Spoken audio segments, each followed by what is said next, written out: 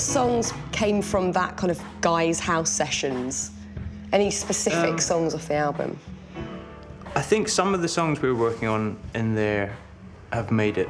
Yeah, well, the Magic riff came from there. Oh, really? Yeah, Magic started up there, which was strange. That was the first thing. So I turned up at the house, to my house, and it was funny because everyone else had already been there, I think, for a week before I got there. It was quite strange. I didn't have my keys either, so I had to knock on the door. and I think Chris let me in. Everyone was in there with microphones and all the engineers and stuff. And the first thing I played was when I plugged the bass in. Will had a little drum machine, and the very first thing that I played was that sort of bass line. Because I sort of came from. I grew up listening to funk and soul records, so it's all kind of bass-heavy music, and it's all just repetition, and that's what I like playing. I just like playing the same thing over and over and over again. I don't think about it and just sort of get, locked into this hypnotic sort of mantra sort of thing. And Will just came up with this drum beat on top of it, and that was that for a couple of months. We just sort of forgot about it, and then Chris heard it. And I sort of went out and had a cup of coffee or something, and I came back in, and he'd written the whole song. I think pretty much from beginning to end, just over the loop. And it's just lovely when something happens so quickly, and it's kind of it's spontaneous. Well, what's happened is this: we're now in our mid-30s. Some of us a little more mid, and for a long time I've said to Guy, I know that you write songs. Please, can we listen to some of them? He's like, oh, no.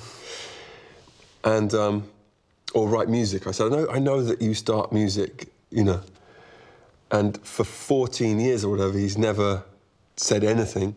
And then last June or July, he very quietly came over to me and said, oh, we did this thing yesterday, I think you'd like it.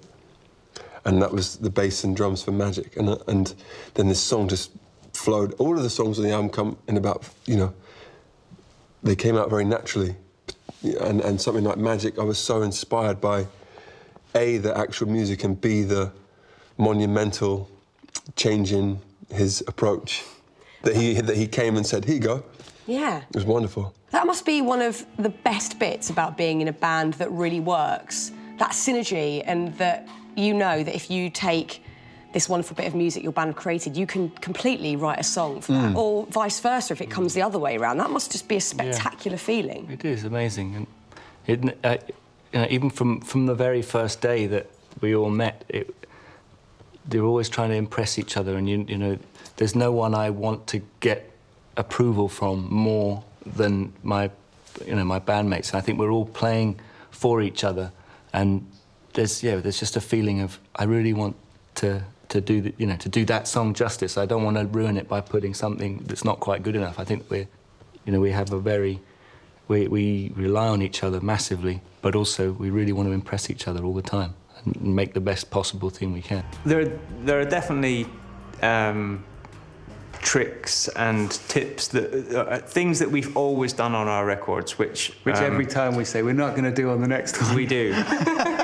And this album, we were consciously trying to not use any of those sort of motifs. One of the most famous ones, I think, is Johnny's one-note guitar riffs, where all the chords are changing and Johnny's just plays one note, and that's something which is very Coldplay. The other thing which is sort of a theme from a production point of view is lots of layers and a big wall of sound. And one thing that we really wanted to try and keep on this record was a sense of space. So not to be afraid of silence in small parts of songs, not to layer things too heavily, and just kind of make one sound really, really good, rather than relying on 4 or 5 to, sort of make an impressive noise. It's something we've been trying to do for a long time, and I think we finally made some, quite sparse music.